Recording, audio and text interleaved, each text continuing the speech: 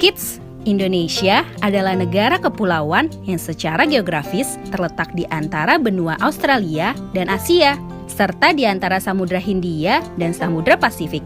Kita ini disebut sebagai negara kepulauan karena terdiri dari banyak pulau. 5 pulau terbesar di Indonesia adalah Sumatera, Jawa, Kalimantan, Sulawesi, dan Papua. Indonesia dibagi menjadi beberapa provinsi dari Sabang sampai Merauke.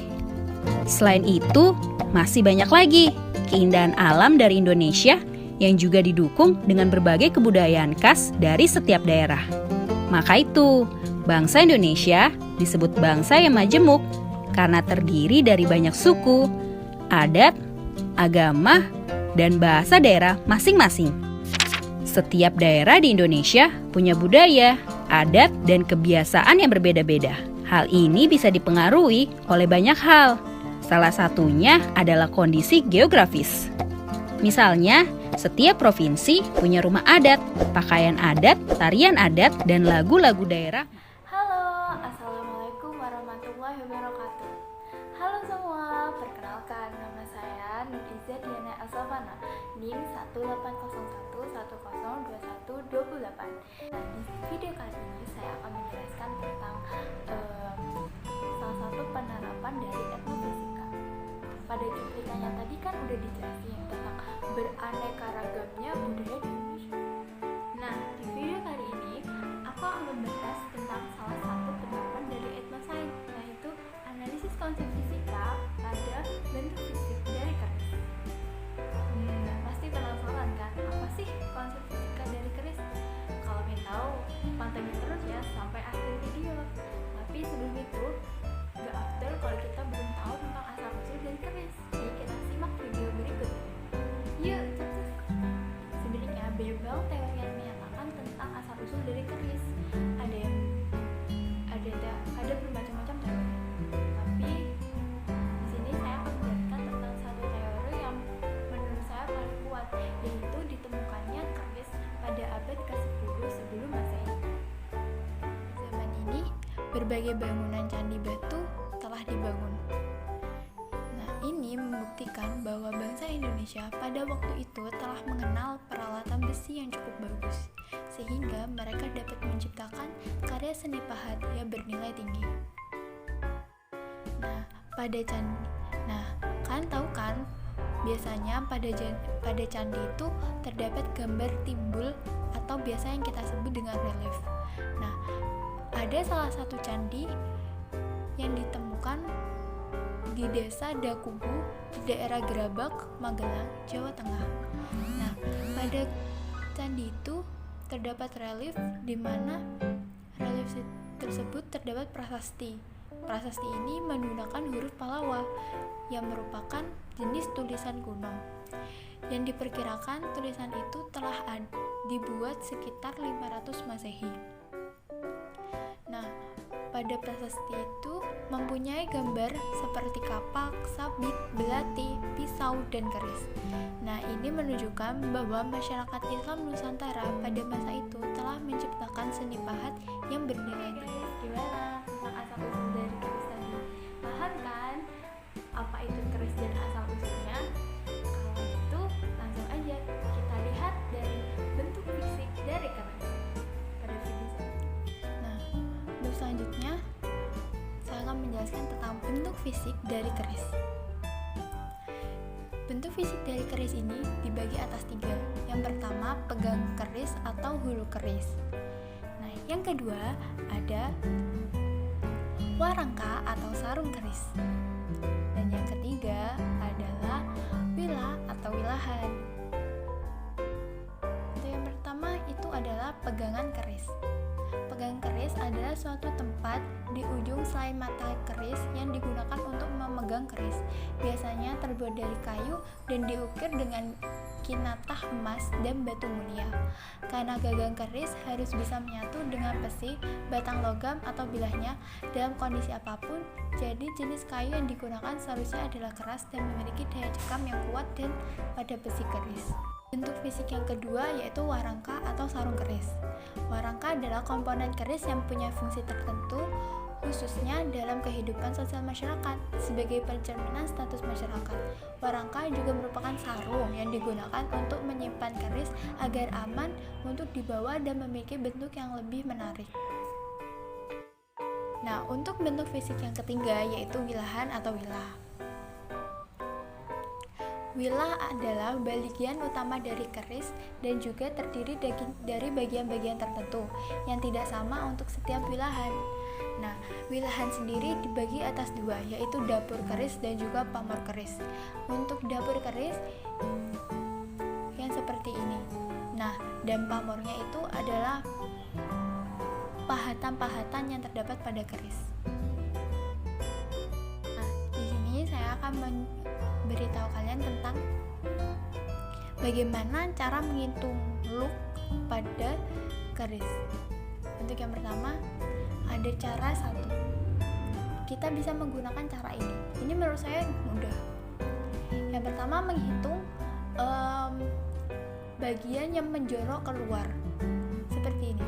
1, 2, 3. Terdapat 3 gelombang yang menjorok keluar.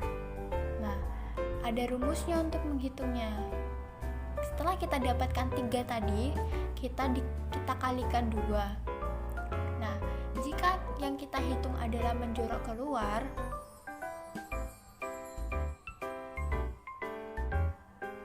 kita tambahkan 1. Nah, namun jika kita menghitung yang menjorok ke dalam, kita kurangin 1. Seperti itu. Jadi hasilnya adalah 3 dikali 2 ditambah 1. Hasilnya adalah 7.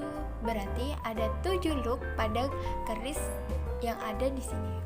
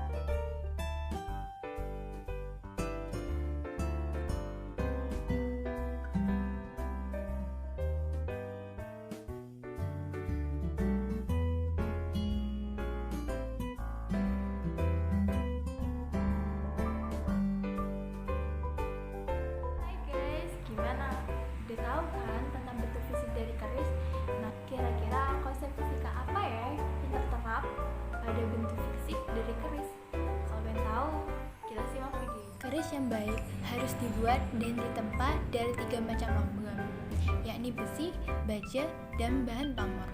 Pada proses pembuatannya, keris melalui 5 tahapan. Nah, pada tahap yang ketiga ini adalah proses penempaan, yang merupakan proses penempaan dan pelipatan dalam artian pembentukan keris. Nah, pada proses penempaan ini ternyata terdapat konsep fisika, yaitu tekanan, di mana pada proses pembentukan keris dibuat runcing dengan tujuan mempermudah saat penggunaan keris. Ini sesuai dengan konsep fisika tekanan, di mana tekanan merupakan besar gaya tekan dibagi luas bidang tekan.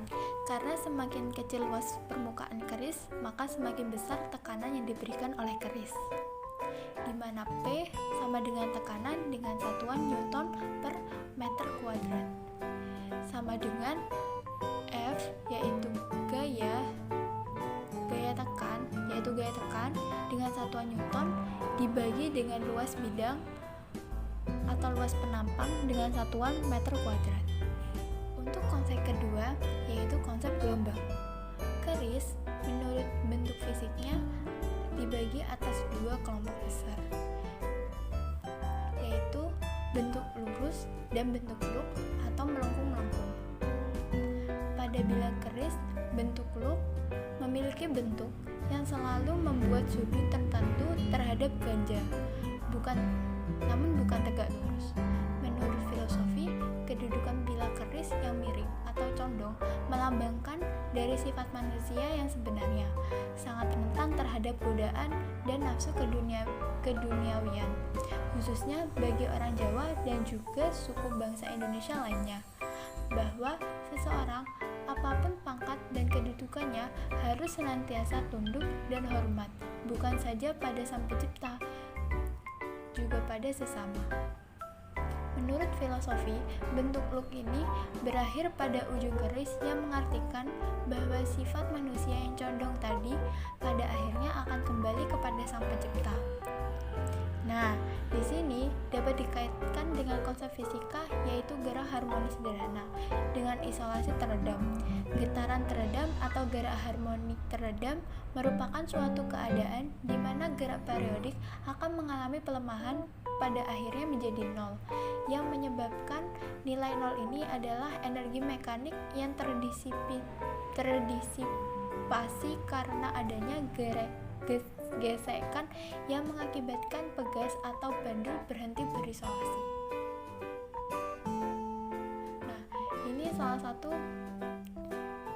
Ini adalah gambar dari di sini adalah contoh gambar dari keris dan juga gambar dari gelombang getaran teredam. Bisa dilihat keduanya sama-sama menuju ke titik nol. Kalau pada keris itu mengartikan bahwa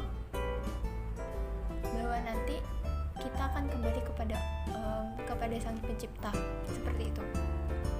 Nah, untuk getaran teredam ini yang menyebabkan adalah gaya gesek hingga sampai habis. Seperti itu.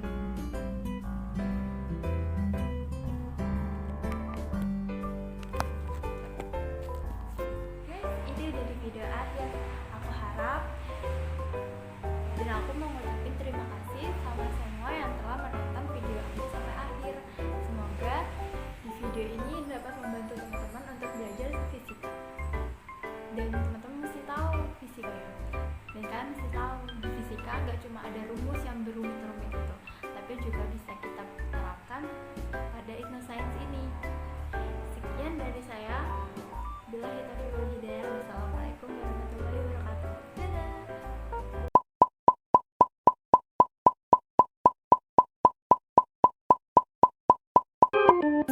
Dadah.